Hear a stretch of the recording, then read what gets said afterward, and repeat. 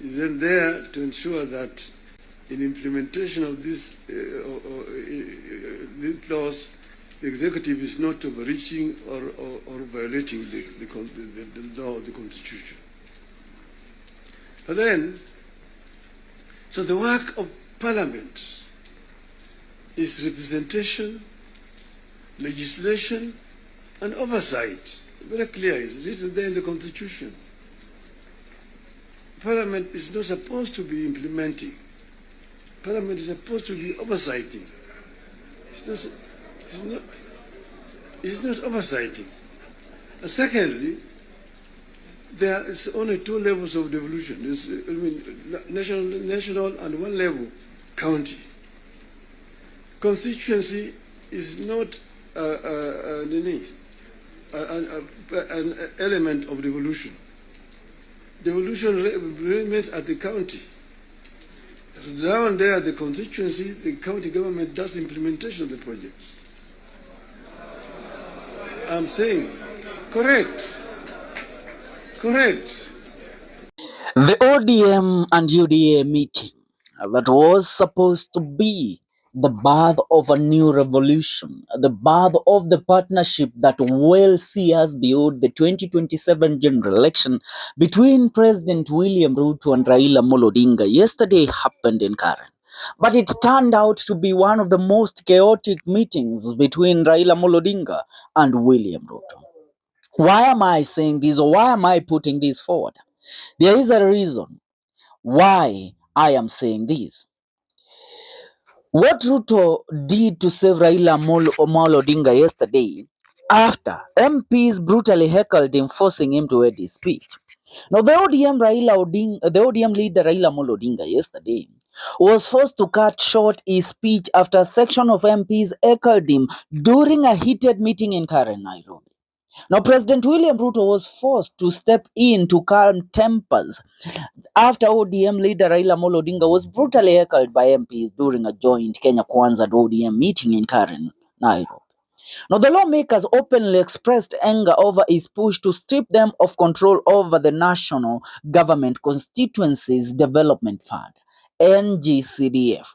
Now, the meeting, co-chaired by President William Ruto and Mr. Odinga, was initially expected to cement cooperation between ODM and Kenya Kwanza ahead of the 2027 general election.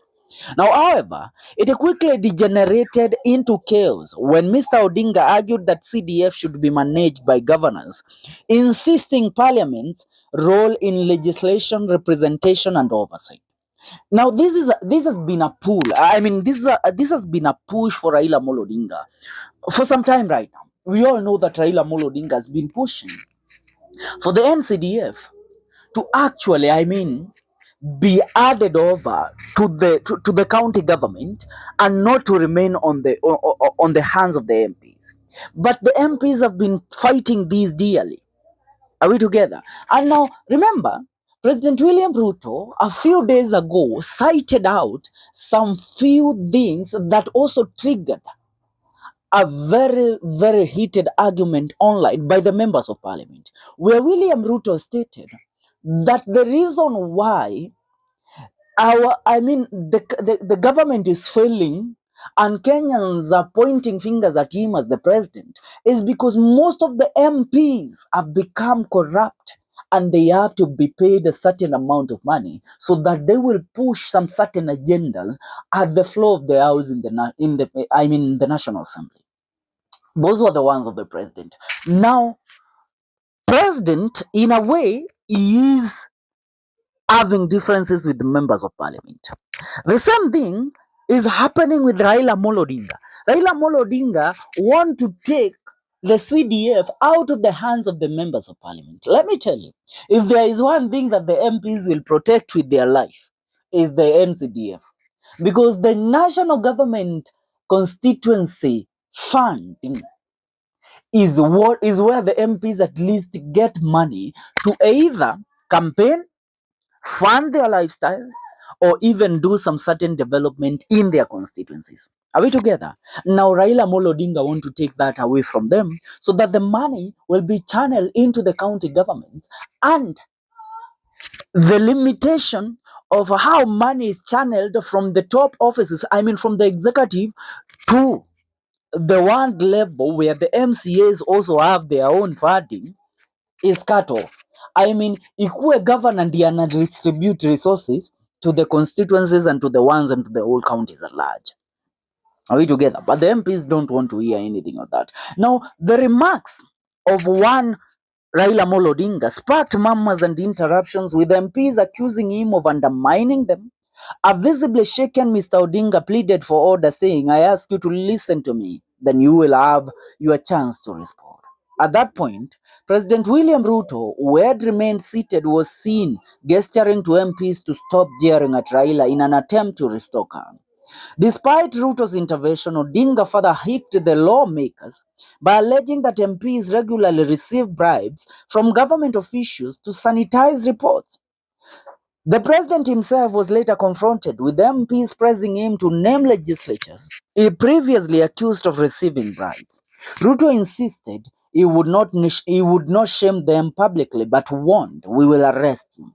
While claiming some MPs had taken 10 million to pass the anti-money laundering bill, the stormy session ended without any resolutions being read, leaving relationship between the two camps on edge. And I tell you, if there are two people that are so clever, I mean, allow me, and this is when I take a stand, and allow me to read one thing that was said by lawyer Ndegwenjiro yesterday. And this is something that you all have to take to the bank.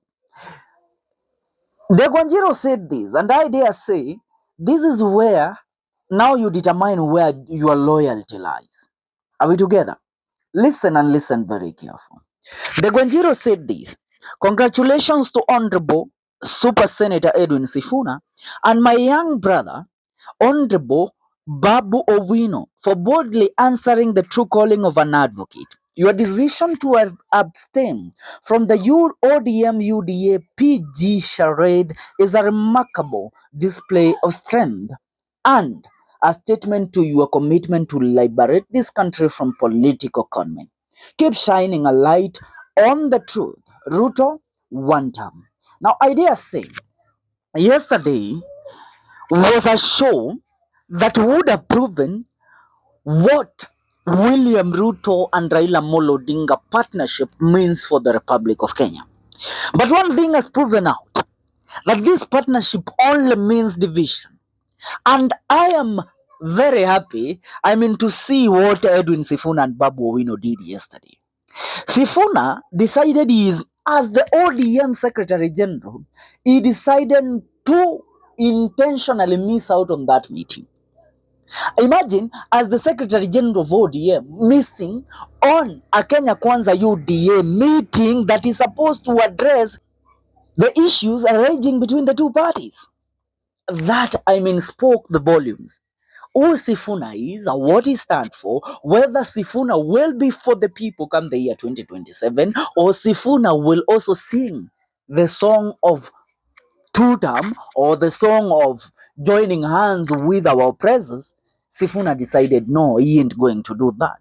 Honorable Babu Owino, and then let me tell you, if Sifuna would have involved himself in that meeting yesterday, and Babu Owino would have involved themselves in that meeting yesterday, they would be persona non grata to we the people of the Republic of Kenya. For we saw them, for we have always seen them as the voice of the people.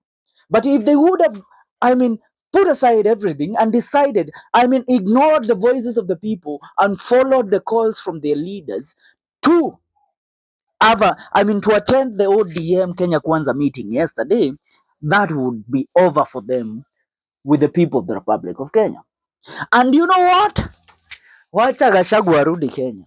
The chaotic and the chaos that happened yesterday in Karen. Yo, man. Oh dear. Oh my.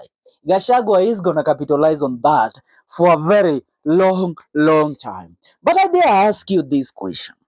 If meetings between Raila Amolo Odinga and William Ruto, meetings of their members of parliament, meetings met to bring out the whole narrative of what might happen in 2027 if Raila Amolo Odinga supports William Ruto. are heading up in chaos in this first bunch. What should we expect in the year 2026?